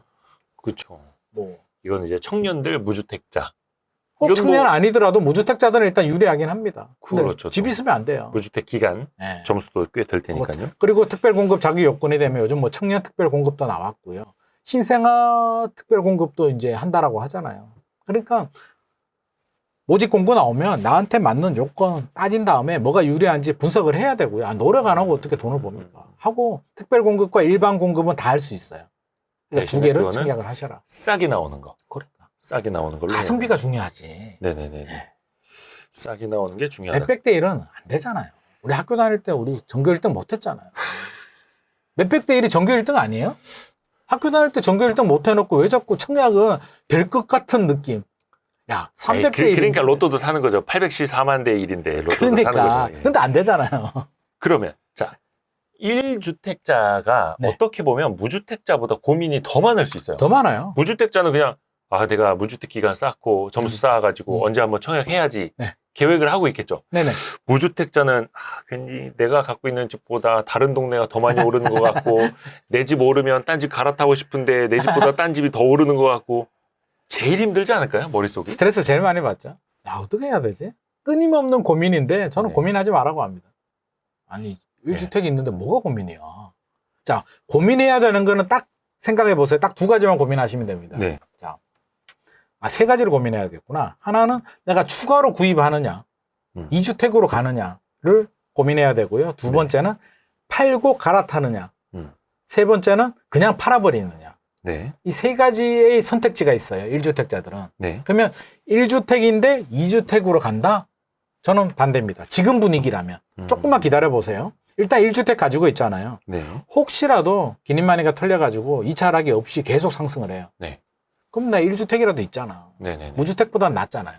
1주택이 올라가겠죠. 인플레이션 방어하겠죠. 네. 일단은 보험은 하나 들어뒀고요. 그렇죠? 네. 지금이 상승장이 아니라고 베팅을 한다면 굳이 지금 2주택을 가가지고 2주택이 되면 마음이 편안할까요? 또 고민될 거잖아요. 네. 그러면 이왕 1주택이 있다면 2주택은 조금 더 기다렸다가 타이밍 한번 봐도 괜찮지 않을까. 무주택자들보다는 오히려 좀 편한 입장이니까 저는 추가로 구입하는 부분에 대해서는 조금 더 기다려보자. 2차 하락 올 때까지. 2차 하락이 오면은 정부가 풀어요. 강남 3구, 특히 서초구, 강남구 규제 지역을 풀어요. 네. DSR도 살짝 풀어요. 토지거래가 당연히 풀고. 최악의 경우는 5년간 양도세 면제 카드 나옵니다. 네. 지금 또 무슨 얘기 나오냐면 지방 미분양 아파트를 사면 양도세 면제 혜택을 줘야 되지 않아? 라는 게 지금 검토 중이에요. 네네네. 미분양이 힘드니까 또 양도세 면제 또 나오잖아요. 네. 마지막에는 항상 양도세 면제예요. 이런 거 나오면 정부도 진짜 마지막 카드를 꺼내 드는구나. 그러면 1주택자가 한 개 더 살 때는 저는 마지막 카드 꺼낼 때 하자. 양도세 면제까지 못 기다리겠으면 적어도 서초구, 강남구 풀릴 때까지는 좀 기다려보자. 라는 입장입니다. 그래서 하나 더 사는 거는 조금 더 보수적으로 가자. 그러면 갈아타는 경우가 있을 수도 있죠. 1주택자들. 네. 팔고 갈아타는 거. 그거는 고민하지 마시고요. 네. 두 마리 토끼 못 잡습니다. 많은 분들이 갈아타기를 못하는 이유는요. 내 집은 비싸게 받고 싶고 갈아타고 싶은 집은 급매물을 잡고 싶고. 인간이라면 누구나 다 그런 거죠. 근데 그게 반대예요. 갈아타고 싶은 집은 항상 좋은 집이에요. 내 집보다 좋아. 그럼요. 내 집보다 안 좋은 집으로 갈아타는 게 어디 있어요? 거의 없죠. 거의 없지. 그거는 피치 못할 사정으로 갈아타는 거죠. 그러면 내 집보다 좋은 집이 더 떨어지고 내 집이 더 좋은 가격을 받는다는 게 이치적으로 맞지 않잖아요. 네. 맞지 않는 걸 우기는 거잖아. 우격 다짐하는 거잖아요. 그 우격 다짐이 먹히냐고. 안 맞지. 단 절대 가격이 다를 수는 있죠. 갈아타고 싶은 집이 조금 더 비싸요. 네. 그래서 작년에 좀 떨어졌잖아요. 아직도 회복한 지역이 있고 제대로 회복하지 못한 지역들도 있거든요.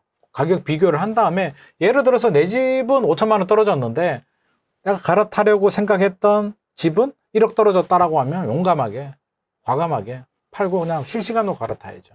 그러니까 내 집이 1억 5천 떨어졌고 네. 사고 싶은 집이 1억 떨어졌더라도 과감하게. 그거는 좀 따져봐. 내 집은 1억 5천에 떨어졌잖아. 네. 얘는 1억 떨어졌어. 예. 그러면 조금 계산을 좀 해봐야죠. 계산을. 그러면 2020년 가격, 2019년 가격은 어땠고 네. 흐름 얼마나 올랐고 이런 걸 좀 분석을 해봐야죠. 어떻게든 팔고 갈아타야 됩니다. 상승장일 때는요. 네. 지금 상승장 아니라고 제가 말씀드렸잖아요. 상승장일 때는 먼저 잡아야 돼요. 갈아탈 집을. 매수 계약부터 해놓고. 네. 왜? 둘 다 올라가니까 내 집은 뒤늦게 팔아도 되는데 지금 상승장이 아니라고 한다면 먼저 잡잖아요. 이거 못 팔죠. 두 개 다 떨어지면 진퇴양난이에요. 상당히 고통스럽습니다. 그렇죠. 그러니까 이게 많은 분들이 지금 집을 내놔도 매매 거래가 안 돼요. 네, 맞아요. 팔고 싶어도 못 팔게. 갈아타고 싶은데 이게 팔려야지 갈아타지. 이렇게 하소연하신 분들 꽤 많더라고요. 그거를 시세대로 받고 싶으니까 못 갈아타는 거지. 그냥 싸게 내놓으면 팔린다. 두 종류가 있죠. 네. 그래서 부동산에 들러야 됩니다. 오늘 별 얘기를 다 하네. 네. 부동산에 이런 얘기 들러가지고 좋습니다. 네. 물어보는 거예요. 지금 분위기 어때요? 내가 팔려고 하는데요. 가격을 혹시라도 조정하면 팔릴 수 있나요? 한마디로 개미 새끼 한 마리도 없느냐. 개미 새끼는 있는데 그 개미가 가격을 가지고 고민을 하느냐. 개미 새끼 한 마리 없으면 나 혼자 가격 떨어뜨리면 뭐 하냐고요.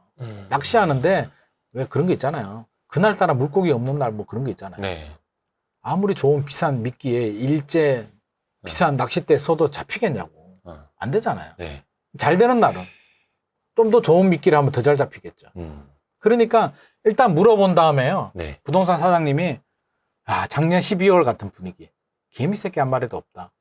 하면 그거는 매물 내놓으면 안 돼. 네. 내 스스로 가격을 떨어뜨리는 거예요. 괜히 호가만 떨어지고. 네. 물어보지도 않고 나 1억 내려서 팔게요. 그럼 나중에 2억 내려서 팔아도 안 팔려. 자기 한 번 내놓는 순간 매수자들은 무조건 내리거든요. 어차피 그 정도 내려서 내놓으려고 하면 앞에 있는 그 공인중개사 아주머니가 말립니다. 네. 그러니까 물어본 다음에 매수자는 있는데 가격이 문제고, 그러면 내 앞에 등록된 매물 중에 얼마에 나왔어요? 물어보고, 그럼 거기 맞춰야지.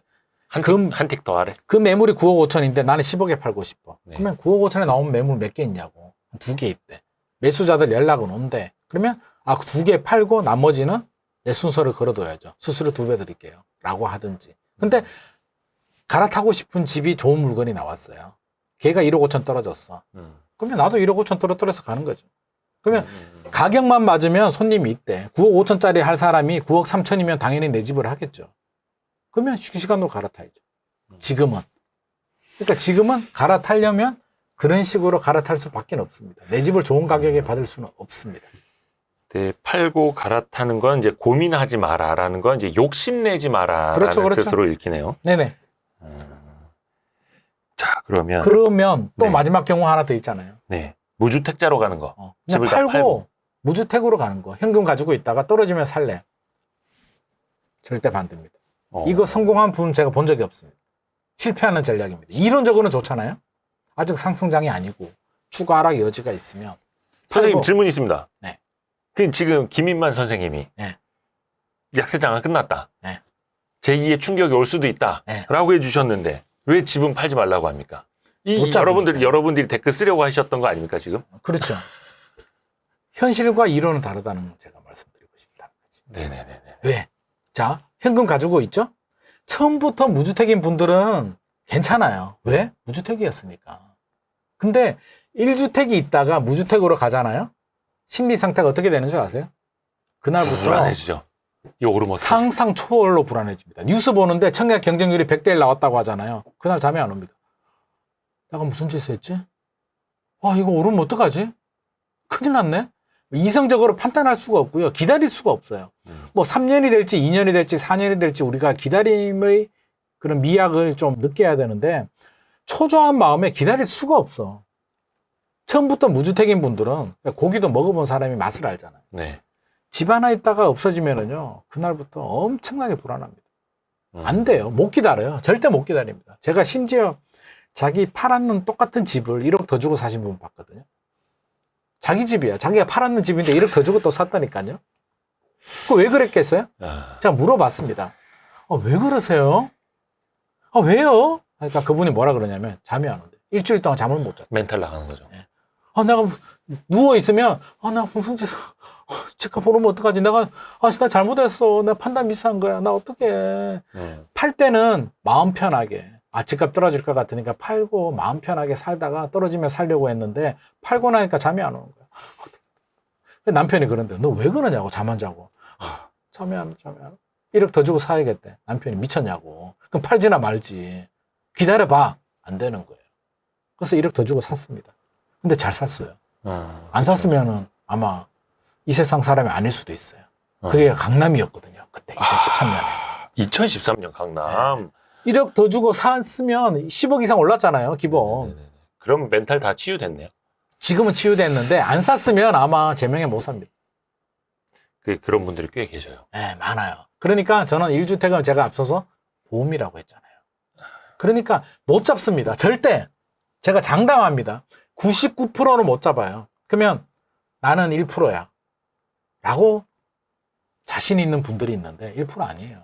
우리는 99%예요. 그거는 말 그대로 진짜 그 단타 매매를 해가지고 최고점에 팔고 최저점에 다시 사고 하고 운도 이게 될 따라야 거라고 되고요. 하는 사람들이고. 그러니까 멘탈이 안 돼요. 그러면 막상 그러니까 똑같은 얘기예요. 작년 12월에 올림픽파크 포레는 왜 못 샀냐고. 미계약이었는데 집 있는 사람들도 살 수 있었는데 똑같은 얘기잖아요. 그때 다 망할 줄 알았죠. 그러니까 2차 하락이 더 무섭다니까요. 현금 가지고 있어도 무서워서 내 전 재산인데 여기서 잘못 들어갔다가 더 떨어지면 나는 완전히 깡통인데 못 들어갑니다. 그러니까 1주택은 고민하지도 마시고 갈아타는 분 아니면 지금 상황에서는 신경 끄시고요. 일상생활에 충실하십시오. 요거는 이제 김인만 소장님도 본인조차도 이게 예측이 틀릴 걸 대비해서 보험이 있어야 된다. 그렇죠. 저도 못합니다. 강조를 하시는 거고. 저도 무주택으로 간 다음에 2차 하락 잡아라고 하면 불안해서 못할 겁니다. 그러니까 그래서 약간 시장 지금 뭐 강세장 아닙니다, 상승장 아닙니다, 아니면 또 한 번에 충격이 옵니다 이렇게 말씀하시는 분들의 댓글이 항상 달리죠. 네. 그래서 너는 집 팔았냐? 그럼 못 판다니까요. 네. 불안해서 어떻게 팔아요? 아유 100% 내가 타임머신 타고 미래를 갔다 온 건 아니잖아요. 제가 확률을 얘기하는 거고 과거 경험을 얘기하는 거고 그럴 가능성이 저는 가능성은요 50% 넘어가서 51%면 가능성이 높은 거예요. 근데 저는 60에서 70% 정도 보고 있습니다. 근데 뭐 20% 확률에 걸리면 어떻게 해? 그러니까 그렇죠, 절대 그런 말도 안 되는 리스키한 베팅은 하지 마시라는 거죠. 무주택으로 가는 건 엄청나게 위험한 베팅입니다. 이것도 전망과 확신 사이, 이론과 현실 사이 그 멘탈이 안 괴리를 된다니까요. 인정을 해야 된다라는. 본인이 취지. 멘탈이 뭐 그게 된다면 모를까. 제가 제 주변에 제가 쭉 봤잖아요. 20년 제가 부동산 보고 있는데 성공한 사람 저는 못 봤어요. 팔아서 현금 가지고 있다가 하락장 때 들어가서 재미 보신 분 못 봤고요. 어떤 분들이 하락장에 들어가냐면요. 두 부류예요. 아무 생각이 없거나. 그냥 필요했어. 들어갔는데 부동산 마침. 시장을 몰라. 네. 모르는데 네. 마침 뉴스 보니까 떨어졌대. 살려고 마음 먹었는데 살까? 그냥 사실은 그예요.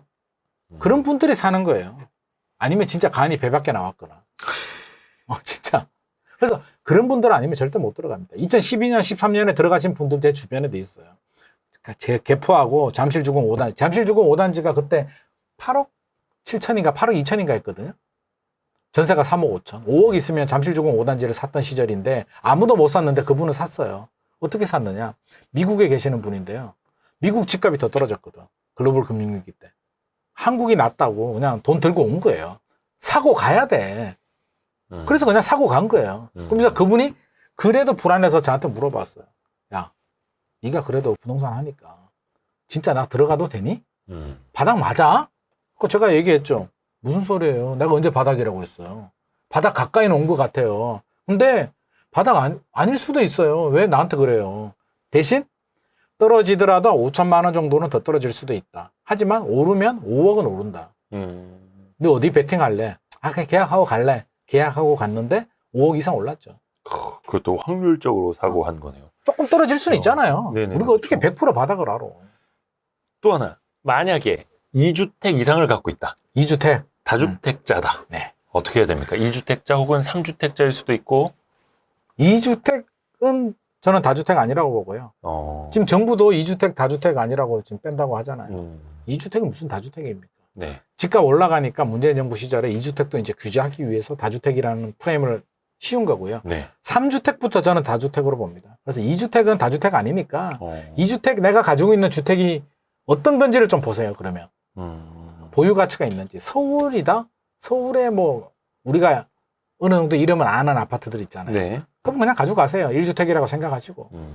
근데 보유 가치가 좀 떨어질 수도 있잖아요. 네. 하나 있고 지방에 뭐 부모님 돌아가셔가지고 어쩔 수 없이 뭐 하나 가지고 있는 이런 것 같으면 뭐 적당한 시점에 하나 정리하셔도 되고. 왜? 또 한번 좋은 기회가 왔을 때 한번 들어가야 되니까. 너무 묶여 있으면 또 자금 융통이 안 되잖아요. 네. 그러니까 보유 가치가 있는 아파트라면 2주택 가져가시고 그러니까 본인이 판단을 하셔야죠. 판단 못 하겠으면 저한테 물어보시든지. 선생님 이거 2주택 가져가도 돼요? 이 중에 하나 정리할까요?를 물어보세요. 그런 거는 전문가 활용하셔도 돼요. 나 10억 있는데 뭐 투자할지 찍어줘. 그거는 전문가를 제대로 활용하는 방법이 아니에요. 저는 그렇게 생각합니다. 방향성을 물어보고 내가 갈아타려고 A, B, C 아파트를 내가 조사했는데 너는 어떤 게 좋을 것 같니? 너 의견 어떻니? 라고 물어봐야죠. 알아서 찍어주세요. 제발 먹여주세요. 물론 양심적인 전문가들이 할 수도 있지만 양심이 아니라면 자기가 팔고 싶어하는 아파트 그런 거 찍어줄 수도 있는 거죠.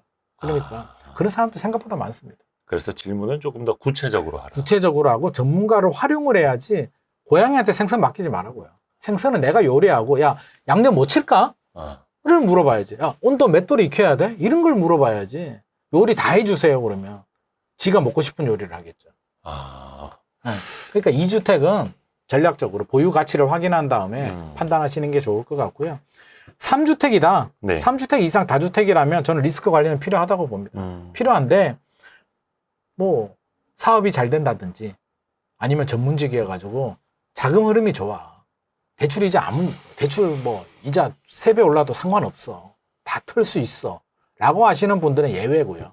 근데 일반적인 경우 뭐 대기업을 다닌다든지 뭐 공기업에 다닌다든지 일반적인 직장인인데 아파트를 세 채 가지고 있으면 현금 흐름이 좋진 않잖아요. 종부세 내고 대출이자 내고 빠듯하단 말이에요. 애 학원 보내기도. 그러면 3주택이 진짜 너무 좋은 아파트야.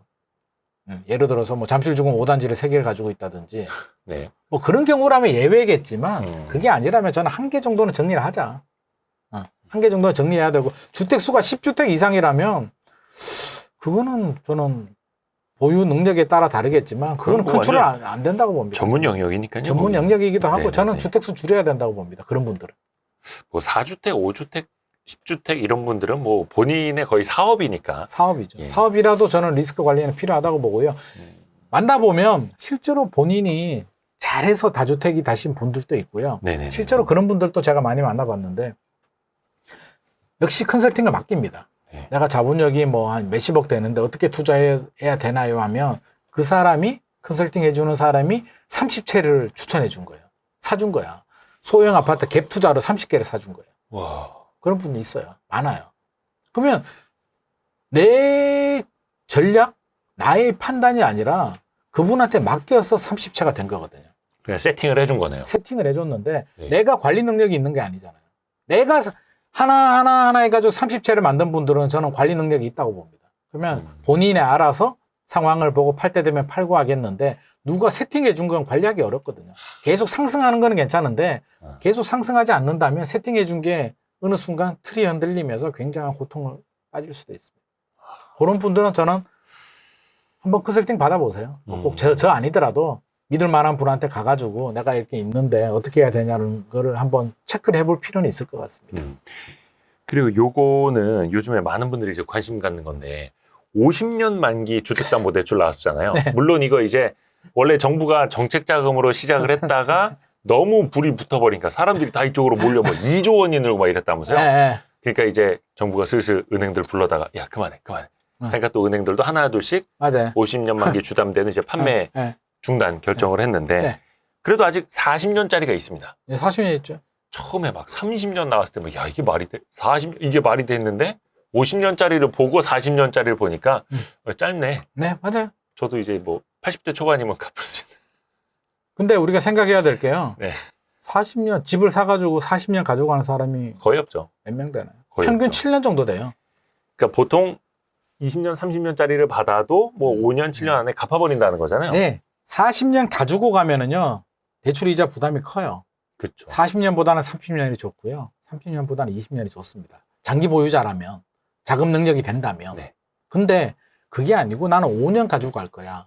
일반적으로. 5년이라고 본다면 40년이나 30년이나 20년이나 대출이자 차이가 엄청나게 나지 않거든요.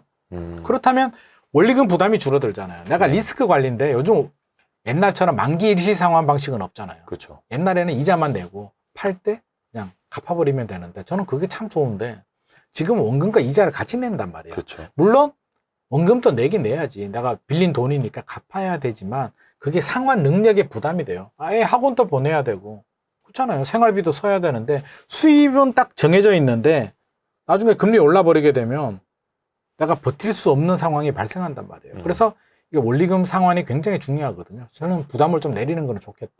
어차피 40년 가지고 갈 게 아니라면 대출 한도를 두 가지 메리트가 있어요. 기간이 길어지게 되면 원리금 부담이 줄어들고요. 줄어드는 것만큼 한도가 늘어나거든요. 그러면 저는 한도를 늘리는 거는 좀 주의가 필요할 것 같고요. 한도 늘리지 말고 원리금 상환 부담을 줄이는 건 저는 지금 같은 분위기에 리스크 관리 차원에서는 괜찮아 보입니다. 50년 할 수 있으면 50년 좋고요. 40년 하라고 합니다. 근데 사실 사람들이 30년, 40년, 50년을 받는 게 네. 물론 이제 상환을 좀 쪼개서 하는 것도 있습니다만 대출 한도를 더 많이 받을 수 있기 때문에 DSR 규제에서 조금 더 빠져나가서 더 많이 받으려고 40년, 50년을 택하는 거잖아요. 네네. 근데 소장님 같은 경우에는 그 한도를 많이 받는 것보단 차라리 금리가 싼 걸로 가는 게 낫다. 저는 그렇게 봅니다. 지금 상황에서 물론 이게 상승기가 아니고 지금 상황에서 자금 여력이 있어서 예를 들어서 내가 한 5억이 비는데 네. 한 3억만 대출 받고 저 집으로 갈 거냐 아니면 저 집이 더 좋아 보이는데 2억이 더 비싸. 그래서 5억을 대출 받고 조금 더 비싼 집으로 갈 거냐 더 좋은 집으로 라는 가느냐. 선택을 하라면 사람들이 그 후자를 택하기 때문에 사실상 이 40년, 50년으로 그럴 수 가는 있죠. 거잖아요. 그럼 본인의 감당 능력을 봐야죠. 저는 아까도 똑같은 얘기를 하잖아요. 네. 예상치 못하는 상황이 발생해가지고요. 아. 물론 그렇지는 않을 겁니다. 지금도 금리 많이 올랐어요. 네. 그래서 그렇지 않으리라고 보는데 만에 하나라도 금리가 더 올라가지고요. 그럴 수 있잖아요. 우리가 미래는 모르니까. 아니면 뭐 실직을 한다라든지 사업이 잘 안 된다거나 하면 뭐 그래서 말도 안 되는 몸이 일이 아플 생길 수도 수도 있습니다. 예. 그러면 내가 3년 버틸 수 있느냐. 금리 지금보다 더 올라가서 버틸 수 있어. 괜찮아. 우리 와이프 약 사고 있고. 나도 나름 전문직이야 라고 한다면 문제가 없는 거고요. 대기업 다니는데 뭐 연봉 괜찮아. 뭐 저축 좀 줄이지. 괜찮습니다. 그런 분들은 원하는 대로 하셔도 돼요. 근데 나 여기서 더 올라가면 안 되는데? 라는 분들이 있어요. 지금이 마지노선이에요. 지금 대출금리에서 더 올라가면 학원 또 줄여야 되고 뭔가 계속 문제가 생겨. 가정생활에. 그런 분들은 못 버팁니다. 못 버텨요. 그러면 2차 하락이 왔을 때 던집니다. 그런 분들이. 저는 2차 하락이 왔을 때 던지는 거는 안 된다고 보는 입장이거든요. 40년 만기 주담대를 받았어도 그런 것 때문에 멘탈이 나가는 거예요. 애 학원비, 생활은 쪼달리고 대출 이자는 나가야 되고 집값은 떨어지고 막 2중고, 3중고에 잠 안 오고 불면증 시달리다가 결국엔 스트레스 때문에 팔아버리는 거거든요. 네네. 정상적인 판단을 하지 못하고. 됐고. 그래 네가 2차 하락이 오면 버텨라고 하는데 나 못 버티겠어. 그건 안 된다는 거죠. 그러니까 스스로 각자에게 버틸 힘이 있느냐. 네. 그래서 계속 강조하시는 게 예상치 못한 상황에서 3년을 버틸 수 있는 힘. 우리 인생 살아보면 계획처럼 되던가요? 계획처럼 안 되잖아요. 네. 계획보다 생각보다 더 쉽게 풀릴 때도 있어요. 뭐 그러면 좋습니다만. 더 쉽게 풀리면 땡큐예요. 그거는 땡큐인데 반대로 계획과 다르게 쉽게 풀리지 않았을 때도 우리는 버텨야 되잖아요. 그런 상황이 발생하면 나는 안 돼. 넘어져. 그러면 안 되는 거죠. 그게 리스크 관리라는 거죠. 또 모든 투자는 하이 리스크 하이 리턴이잖아요. 주식도 마찬가지고요. 부동산도 마찬가지고요. 내가 감당할 수 있는 수준으로 하는 겁니다. 아니 우리가 부동산 주식 투자 못해서 죽은 귀신이냐고. 우리 뭐 때문에 투자해요? 우리 가족이 내가 편하고 행복하고 잘 살기 위해서 하는 거잖아요. 네, 그렇죠. 우리가 100억, 500억, 1000억 자산가가 되는 게 목적이 아니잖아요. 목표가 아니잖아요. 1000억 자산가 돼서 뭐 하게요? 그냥 되면 좋대. 생각해봤냐고. 1000억 돼서 뭐 하려고. 1000억 되는 것만큼 엄청난 스트레스와 관리와 문제와 뭐가 생기잖아요. 그걸 즐기고 능력이 되고 열심히 하다 보니까 1000억이 될 수는 있겠죠. 근데 그게 목표가 되면 막상 따지고 보면 뭐 할 건데요? 좋은 차 바꾸고 좀 더 좋은 집에 살고 좀 좋은 옷 입고 소고기 사 먹겠죠. 소고기 지금도 사 먹을 수 있잖아요. 우리 소고기 못 사 먹는 거. 그러니까 사실은 막상 따지고 보면 그래요. 그래서 근데 저는 한국 사회의 문제라고 보는 게 자꾸 비교를 하거든요. 그렇죠. 그래서 제가 항상 강조하잖아요. 나의 기준, 우리 가족의 기준으로 투자를 하라고. 남하고 왜 비교를 하냐고요. 그 어디죠? 어느 나라죠? 그 부탄이었나? 네. 행복순위 1위. 행복순위 1위가 2012년도인가 13년도에 부탄이 1위였어요. 그렇죠. 지금 꼴찌예요. 그거 떨어졌대요. 왜 떨어졌냐면 SNS가 발달해가지고 인터넷 들어오고 나서. 비교. 우리가 못 사는구나. 깨달은 거야.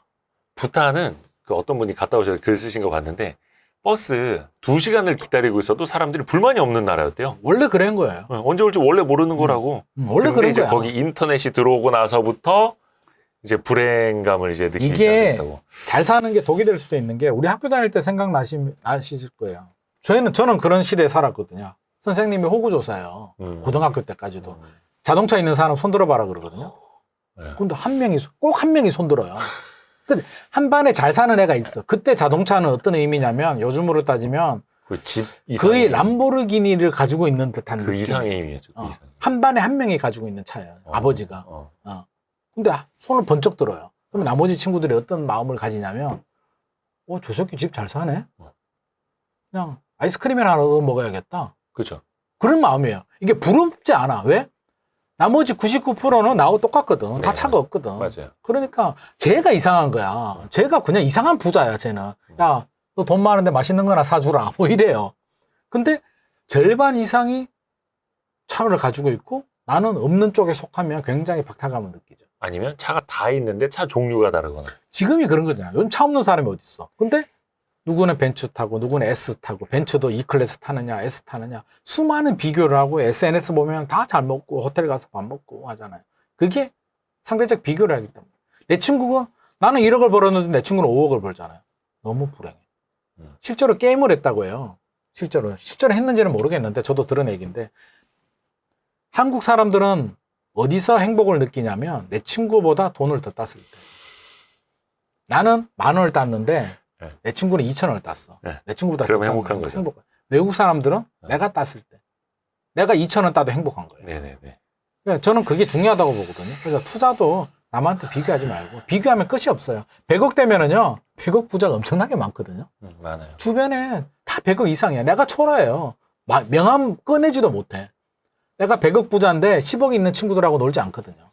지금 뭐 여의도에 100억 이상 있는 전업 주식 투자자들도 더 이상 벌려고 계속 레버리지 쓰고 막 그렇죠. 신용 쓰고 어디 해요. 가서 돈 많다는 걸 자랑할 수가 없는 게 제 주변에도 있거든요. 뭐 건물주도 있고 하면 월 뭐 1억 5천 2억 받는 분들도 있어요. 내 친구는 더 받는데? 항상 비교가 그렇게 되는 거예요. 그러니까 절대 고민하지 마시고 비교하지 마시고 그냥 나의 스타일대로 나의 투자 전략대로 하시면 됩니다. 인생 깁니다. 특히 2030들은요. 앞으로 남은 시간 너무 길어요. 10년에 2번씩만 투자해도요. 앞으로 8번, 10번 투자하거든요. 충분히 먹고 사는데 아무런 문제 없습니다. 굉장히 이제 그 뭐라 그러냐 이게 들으시는 분들이 왜 다 내 얘기를 하고 있지? 이럴 수도 있습니다. 네. 근데 하나만 더 아마 체크를 하고 아마 한 추석 직전에 대책이 나올 건데 정부가 네. 공급 대책 네네. 준비하고 있다지 않습니까? 네. 그 정도로 어떻게 보면은 공급이 문제가 많다. 지금 인허가, 착공 건수라든지 맞아요. 이게 집이 뭐 호떡 찌듯이 바로 나오는 게 아니기 때문에 분명히 2, 3년 뒤에 공급 대란이 다시 발생할 수 있다라는 우려들이 굉장히 크지 않습니까? 있죠. 문재인 정부 때도 사실은 그 수요와 공급의 미스매칭이 좀 있었다라는 게 여러 문제점 중에 하나로 대두가 됐던 거고. 그러면 지금 만약에 공급 대책 뭐가 나올지 모르겠습니다만 강력한 공급 대책이 나오면 이 공급 불균형을 바로잡을 수 있을지 혹시나 시장에는 앞으로 이 문제가 어떻게 이어질지 예상 한번 해볼까요? 저는 실질적으로 이 불균형을 잡기는 어려울 것 같습니다. 어느 정부가 네. 어느 시대에 수급 불균형을 잡은 정부가 있었나요? 없었는데. 지금까지 없었는데 갑자기 윤석열 정부가 그걸 잡는다고요? 엄청난 뛰어난 능력을 가지고 국토부 직원들은 똑같은데 문재인 정부나 윤석열 정부나 장관 차관만 바뀌었지 나머지는 똑같아요. 왜 갑자기 뭐가 알라딘의 마법사처럼 뭐 마술 램프처럼 그게 된다고? 저는 안 된다고 봅니다. 안 되는데 이번 공급 대책이 나온다는 이야기는 심리적인 영향이 크다고 봐요. 심리. 자, 최근에 집값 오르고 뭐 특히 청약 시장에 문제가 되는 게 그거잖아요. 착공 인허가 물량이 줄어드니까 3년 5년 후에 입주 물량이 부족한다. 집값 무조건 오를 거야. 이 심리를 차단해야 되거든요. 네. 3년 5년 후에 얘기해요. 3년 5년 후에 무슨 일이 생길지 아무도 몰라요. 네네. 근데 지금이 문제가 되잖아요. 그렇죠. 그게 기대 심리니까. 그러니까 이 심리를 차단을 하려면 뭔가 나와야죠. 그러면 뭐가 나오냐면 민간 같은 경우는 이제 PF가 문제예요. PF 대출이 안 나와요. 연장도 안 돼요. 금리가 너무 높아요. 그러면 PF에 관련해 가지고 한도를 늘려준다든지 이런 좀 숨통을 튈 수 있는 그런 대책들이 나올 겁니다. 나오고요. 항상 하는 거 있잖아요. 뭐 추가 신규 택지 개발 네네네. 뭐 이런 거 하나 나올 것 같아요. 그거 당장 안 해도 돼. 일단 발굴했다 그러면 물량이 늘어난다 그러면 심리적인 안정 효과를 주죠. 그리고 공공분양 차질 없이 진행하겠다. 최근에 상반기는 작년에 워낙 분위기도 안 좋았고 뭐 여러 가지 철근 이슈들도 있고 한데 차질 없이 진행할 거라는 시그널을 주는 거죠. 시그널을 주면 심리적으로 아니라고 생각하는 분들도 있겠지만 또 일부는 공급이 늘어날 수도 있겠다라고 심리적 안정을 취하면 그거로 저는 정책의 목표는 달성했다고 봅니다. 실제로 공급을 원활하게 공급하는 것도 정책의 목표가 되겠지만 그거는 꾸준히 가는 거죠. 실제로는 노력을 할 3년 후, 겁니다. 3년 후 급등할 것이라는 현재의 기대 심리를 그걸 빨리 좀 꺾는 게 진정시키려는. 저는 이번 정책의 목표고요. 목적이고 그게 목표고. 속뜻이다. 공급은 작년이었나요? 제가 그 간담회 가가지고 국토부 차관한테도 제가 질문했는데 네. 주택 가격이 떨어지게 되면 속도 조절을 할 거냐 공급에 대해서. 왜? 집값은 떨어지는데 공급 물량이 많이 나오면 오히려 또 공급 과잉이 될 수도 있으니까. 그러니까 꾸준히 공급한다. 우리 정부 국토부 입장은 어떤 상황에서도 공급은 꾸준히 한다는 게 자기들 목표라고 이야기는 했습니다. 그래서 저는 계획이 바뀌었다라고 보여지진 않고요. 물론 270만 호, 공공 50만 호는 약간 무리한 목표예요. 회사도 목표를 세우잖아요. 네. 그거 어떻게 다 달성을 합니까? 목표는 목표죠. 그러니까 270만 호, 50만 원 공공 분양 안 되면 공급 부족이야. 이렇게 보시면 안 되고요. 물론 최근에 인허가 물량 줄어드는 거는 우려스럽긴 합니다. 관리를 해야 되는 부분인데 또 생각해야 될 게 제가 한 가지 더 말씀드리면 네. 문재인 정부 때 공급 부족하다고 했어요. 네. 그게 왜 부족하다는 논리가 나온 줄 아세요? 집값이 올라가니까. 예. 근데 문재인 정부가 공급이 부족했나요? 2018년, 19년, 20년 서울 아파트 엄청나게 올랐잖아요. 네. 서울 아파트 입주 물량이 사상 10년 내 최대 물량이었어요. 네. 4만 7천 호 정도 나왔거든요. 입주 물량이 10년 내 가장 높게 나왔는데 왜 집값은 올랐을까요? 안 맞잖아요. 진짜. 근데 왜 공급 공급이 부족이 부족하다고 아니었다. 그래? 경기도는 그러면 물량이 부족했나? 경기도 물량 부족하지 않아요. 그래도 문재인 정부는 공급이 부족하다고 해요. 왜 공급이 부족하다고 하느냐? 명분이 필요하거든요. 집값을 못 잡는데 왜 못 잡아? 수요와 공급이거든요. 집값이 오르는 거는 뭐 때문에 올라요? 수요가 많아져도 집값이 오르고요. 공급이 부족해도 집값이 오르고. 네네네. 그때는 사실 수요가 가수였지. 집값 오를 것 같으니까 너무 늘어난 거죠. 너도 나도 달라붙으니까. 공급이 늘어나는 속도보다 수요가 더 많이 늘어나서 집값이 올랐는데 수요 억제를 했는데 못했잖아요. 양도세, 중과세. 그러면 수요가 많아서 집값을 못 잡는다는 말을 할 수가 없는 거예요. 네. 규제를 했는데도. 그 얘기는 반대로 공급이 부족하다라고 상대적으로 봐버리면 명분이 생기죠. 야, 공급이 부족하잖아. 우리는 정책적으로 최선을 다했는데 공급 부족한 거는 우리 잘못 아니잖아. 어떻게? 전 정부에서도 더 노력했어야 되고 우리도 노력했어야 되는데 미안해, 상기 신도시 할게 라고 해서 지금 공급을 하는 거잖아요. 네. 사실 문재인 정부 집값 올랐는 거는 공급 부족해서 올랐는 거 아니에요. 수요가 더 늘어나서 올랐는 거죠. 그러면 지금 상기 신도시 하고 있잖아요. 네. 지금 뭐 잠깐 뭐 한 3년, 5년 후에 입주 물량이 좀 부족할 수도 있겠지만 저는 그렇게 심각하게 보지는 않습니다. 상기 신도시 물량 2027년부터 나와요. 분양 물량들 나오고요. 2030년 이후부터 입주 물량 30만 원 정도 나오거든요. 그럼 민간 건설사들은 놀고 있나요? 지금 PF 대출이나 미분양이 늘어나니까 주춤하는 거죠. 지금 분위기 좀 좋아지고 있잖아요. 또 합니다. 아니, 건설회사들이 돈 벌어야지. 공급 안 할 것 같아요? PF 대출 풀어주고 자금줄 숨통 튀어주면 또 달라듭니다. 공공이 우리가 민간이 주지 공공이 주가 아니잖아요. 우리나라는 싱가포르 아니잖아요. 다만 그 사이에서 약간의 그 레깅 타임이라고 하죠. 지연 시간이 생겨버리면 생길 수가 있는데 3년, 5년 후에 공급이 조금 부족할 수도 있지만 네. 여러 가지 상황 때문에 시장 분위기가 안 좋아서 수요가 더 줄어들면 집값 떨어질 수도 있죠. 그건 모르는 거죠. 어떤 상황이 발생할지 우리가 어떻게 알아요? 이걸로 3년 뒤 집값을 예단해서는 안 된다. 하나의 요소가 될 수 있는 거죠. 그러니까 여러 개 중에 한 개의 불안 요소가 될 수 있는 거지 이게 100%의 요소가 될 수는 없는 거죠. 뭐 금리가 영향을 줄 수도 있는 거고요. 뭐 심리가 영향을 줄 수도 있고 또 집주인들이 불안한 마음에 매물을 쏟아내면 입주 물량이 부족해도 매물이 많이 나오면 집값 떨어지죠.